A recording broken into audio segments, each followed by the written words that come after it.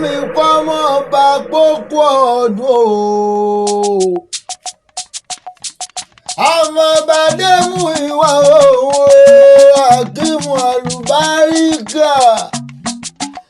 CEO AKK Secretary Service ọkọ̀ ọdún o. Owó bàbá dé péjú ọ̀pọ̀ ọdún wá kú èdùn owó àṣẹ ìsàmọ́dún ọdún ayọ̀ lọ sí ìmọ̀ọ́sẹ̀. Ọ̀nìrẹ̀lẹ̀ ọ̀sì ìmọ̀ọ́gà òní ní sọdún ẹ̀kórí ọjọ́ sọ̀pọ̀lọpọ̀ ọdún láyé. Ìmùlẹ̀ àbẹ̀ 50 pounds gbogbo London pátápátá ọ̀pọ̀ ọdún o.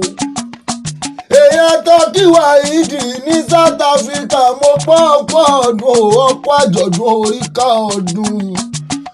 Ojú rẹ ò ní fọ́, etí rẹ ò ní ìdí ọ̀ní kú bìrìbìrì kọ́ jíjọ ẹ̀ sílẹ̀ ayé tó wà. Happy birthday to you ọmọ bàdé mú ìwà o. Àṣeyí sàmọ́dún ọdún ayọ̀ lọ sí ìmọ̀ọ́sẹ̀ òde táyé lọ tí wọ́n kéde Olódùmarè oníjọba wọn lọ. Ọ̀pọ̀ ọdún ọ̀pọ̀ àjọ̀dún oríkà ọdún ojú ẹ ò ní fọ́, etí ẹ ò ní di. Ọ̀níyàwó èrè kẹ́yìn ayé rẹ ọ̀nírìn ní bèbí ẹ̀wọ̀n.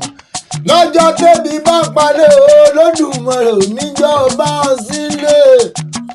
Ìjọ tẹ́bi bá pọ̀ náà nírìn lọ́nà. Ọ̀nírìn ní bèbí ẹ̀wọ̀n láṣẹ Olódùmarè ọba ọmọ ọbẹ̀ ní ọbẹ̀ níbẹ̀sù àtẹlẹsẹ̀ ní tẹ̀nà. Happy birthday to you CEO AKK Secretary Service.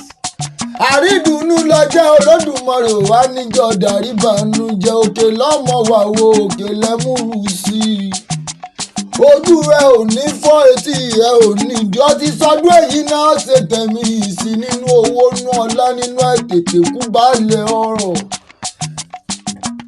Àmọ́ onímù tí Ajina owó ọmọ onímù tí àràǹbọ̀.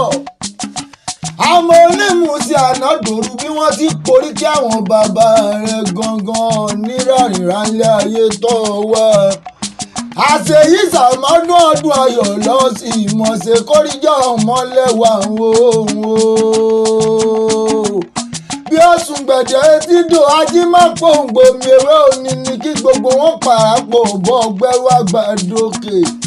I wish you long life and prosperity, more years to come. Ìgbàgbọ́ ọjọ́ kan ni kó mọ̀ jẹ́ fún ọ lọ́jọ́ kọjọ́. Tọ́ba níta ní kọrin ìṣọ́ létí ọ̀pẹ́lẹ́gà akéwì tó yé rí. Akéwì ọ̀la ló kí ọmọ òṣèré pààrọ̀.